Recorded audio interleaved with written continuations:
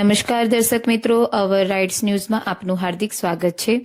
વડોદરા જિલ્લા કોંગ્રેસ દ્વારા જન આક્રોશ રેલીને લઈને પત્રકાર પરિષદ યોજાઈ હતી। તરફથી આપ સૌ પ્રેસ મીડિયાના મિત્રોનું હાર્દિક સ્વાગત કરીએ છીએ। ખાસ કરીને આજે વડોદરા જિલ્લા કોંગ્રેસના સૌ નવનિયુક્ત જે પદાધિકારીઓની નિમણૂક થઈ છે સંગઠનની, તે બાબતની આજે મિટિંગ બોલાવવામાં આવી છે। એમાં ખાસ કરીને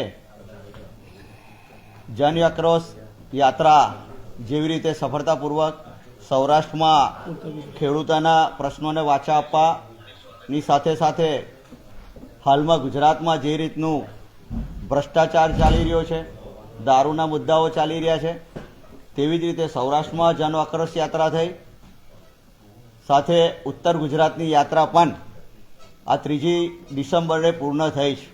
તો તેવી જ રીતે આગામી લગભગ 20 તારીખની આસપાસ મધ્ય ગુજરાતની યાત્રાની શરૂઆત ફાગવેલ ધામેથી કરવાનું આયોજન ગુજરાત પ્રદેશ કોંગ્રેસ સમિતિ દ્વારા કરવામાં આવ્યું છે।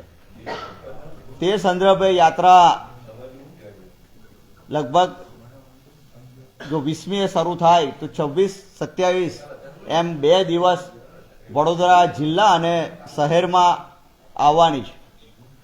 તો એ યાત્રાનું ખાસ કરીને આજે સૌ વડોદરા જિલ્લા કોંગ્રેસ સમિતિના સંગઠનના સૌ હોદ્દેદારો, પૂર્વ ધારાસભ્યશ્રીઓ, જિલ્લાના સભ્યશ્રીઓ અને તેમજ સાથે પ્રદેશમાંથી યાત્રા માટે થઈને જે પ્રભારીઓની નિમણૂક થઈ છે, તમામ લોકો યાત્રાનું લોકોને વાચા મળે, લોકોની વાત સરકાર સુધી પહોંચે, એ હેતુ થઈને જે રૂટ બનાવવામાં આવ્યો છે એ રૂટ બાબતની ચર્ચા આજે સંગઠનના તમામ લોકો અહીંયા ઉપસ્થિત છે, એમની સાથે આ રૂટ બાબતની એક ચર્ચાનો વિષય છે।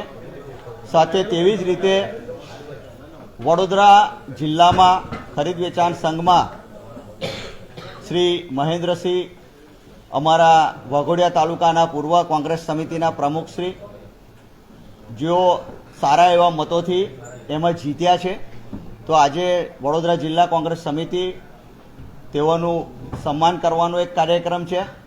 સાથે યુથ કોંગ્રેસનું પણ તાજેતરમાં જ રિઝલ્ટ આવ્યું છે, તો એમના પણ નવનિયુક્ત સૌ હોદ્દેદારોનું પણ અહીંયા સન્માનની સાથે આવકારનો કાર્યક્રમ અહીંયા રાખવામાં આવ્યો છે।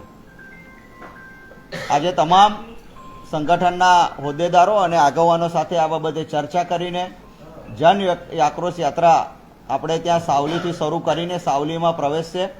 સાવલી રાત્રિ રોકાણ છે, બીજે દિવસ સવારે ત્યાંથી શરૂ કરીને વડોદરા શહેરમાં આવશે।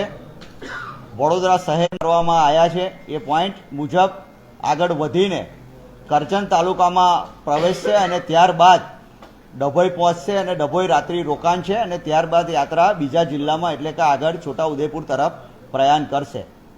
એટલે આ યાત્રાનું આખો રૂટ, રોડમેપ એ તમામ તૈયારી કરવા માટે થઈને આજે સૌ જિલ્લાના આગેવાનો અને કાર્યકરો અહીંયા ઉપસ્થિત થયા છે।